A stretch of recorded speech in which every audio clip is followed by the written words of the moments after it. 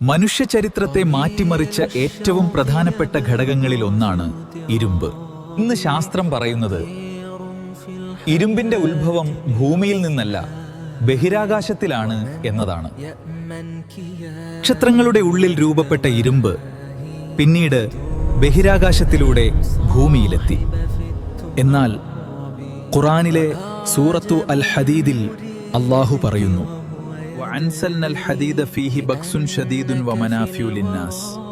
നാം ഇരുമ്പിനെ ഇറക്കിയിരിക്കുന്നു, അതിൽ വലിയ ശക്തിയും മനുഷ്യർക്കുള്ള പ്രയോജനങ്ങളുമുണ്ട്. ശ്രദ്ധിക്കുക, അല്ലാഹു ഇരുമ്പിനെ ഭൂമിയിൽ സൃഷ്ടിച്ചു എന്നല്ല പറഞ്ഞത്, ഇറക്കിയിരിക്കുന്നു എന്നാണ് പറഞ്ഞത്.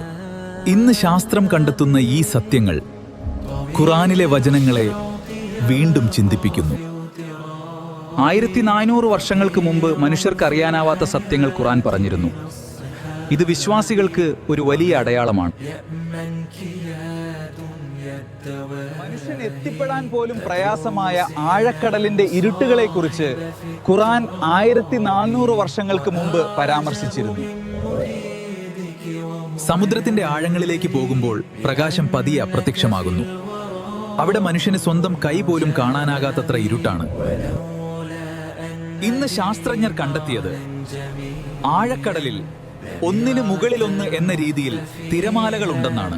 സൂറത്ത് അന്നൂറിൽ അല്ലാഹു പറയുന്നു, ഔ കസുലുമാതിൻ ഫീ ബഹ്റിൻ ലുജ്ജിയിൻ യഖ്ശാഹു മഗ്ജും മിൻ ഫൗഖിഹി സഹാബ്.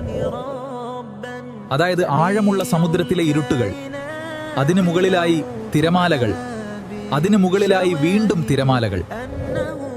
ഇന്ന് ശാസ്ത്രം വിശദീകരിക്കുന്ന പല സത്യങ്ങളും ഖുർആനിലെ വചനങ്ങളുമായി ഒത്തുപോകുന്നു. മനുഷ്യർക്ക് അറിയാനാവാത്ത സത്യങ്ങൾ പറഞ്ഞ ഈ ഖുർആൻ അള്ളാഹുവിന്റെ വചനമാണെന്ന് വീണ്ടും ഓർമ്മപ്പെടുത്തുന്നു. അള്ളാഹുവിന്റെ സൃഷ്ടികളിൽ ഏറ്റവും അത്ഭുതപ്പെടുത്തുന്ന ഒന്നാണ് ഈ പർവ്വതങ്ങൾ. ഇന്ന് ശാസ്ത്രം പറയുന്നു, പർവ്വതങ്ങൾക്ക് ഭൂമിക്കടിയിൽ ആഴത്തിലുള്ള ഭാഗങ്ങളുണ്ടെന്ന്. ഭൂമിയുടെ സ്ഥിരതയിൽ അവ നിർണായക പങ്ക് വഹിക്കുന്നു. പർവ്വതങ്ങൾ മുകളിലേക്ക് ഉയർന്നു നിൽക്കുന്നത് പോലെ തന്നെ ഭൂമിക്കടിയിലേക്കും ആഴത്തിൽ വ്യാപിച്ചിരിക്കുന്നു, ഒരു ആണി ആഴത്തിൽ കുത്തി നിൽക്കുന്നത് പോലെ. ഖുർആനിൽ അല്ലാഹു പറയുന്നു, വൽജിബാൽ അവ്താദ, നാം പർവ്വതങ്ങളെ ആണികളാക്കുകയും ചെയ്തില്ലേ. 1400 വർഷങ്ങൾക്ക് മുമ്പ് മനുഷ്യർക്ക് അറിയാനാവാത്ത ഈ സത്യങ്ങൾ ഖുർആൻ പറഞ്ഞിരുന്നു. 14 നൂറ്റാണ്ടുകൾക്ക് മുൻപ് ശാസ്ത്രജ്ഞർ ഈയിടെ മാത്രം കണ്ടെത്തിയ ചില കാര്യങ്ങളെക്കുറിച്ച് ഖുർആൻ വിവരിച്ചിട്ടുണ്ട്. പ്രപഞ്ചം അത് വികസിച്ചുകൊണ്ടിരിക്കുകയാണ് എന്ന് ഇന്ന് ശാസ്ത്രജ്ഞർ കണ്ടെത്തി കഴിഞ്ഞിരിക്കുന്നു. ഖുർആൻ നേരത്തെ തന്നെ ഇപ്രകാരം പറഞ്ഞിട്ടുണ്ട്, നാം പ്രപഞ്ചത്തെ നമ്മുടെ ശക്തി കൊണ്ട് നിർമ്മിച്ചു, തീർച്ചയായും നാം അതിനെ വികസിപ്പിച്ചുകൊണ്ടിരിക്കുകയും ചെയ്യുന്നു. ആധുനിക ജ്യോതിശാസ്ത്രം നിലവിൽ വരുന്നതിനും എത്രയോ മുൻപ് ഇതെങ്ങനെ അറിയാൻ സാധിച്ചു? ഇതെല്ലാം വിരൽ ചൂണ്ടുന്നത് ആ ഏകനായ സ്രഷ്ടാവിലേക്കാണ്. നാഥൻ മനസ്സിലാക്കാൻ തൗഫീഖ് നൽകട്ടെ.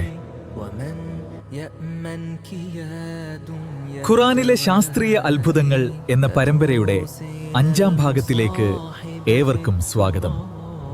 ഭൂമിയിലെ എല്ലാ ജീവജാലങ്ങൾക്കും പൊതുവായ ഒരു കാര്യമുണ്ടെന്ന് നിങ്ങൾക്കറിയാമോ? ഈ ലോകത്തിലെ ഓരോ ജീവന്റെയും നിലനിൽപ്പിന് പിന്നിൽ വെള്ളമെന്ന അത്ഭുതമുണ്ട്.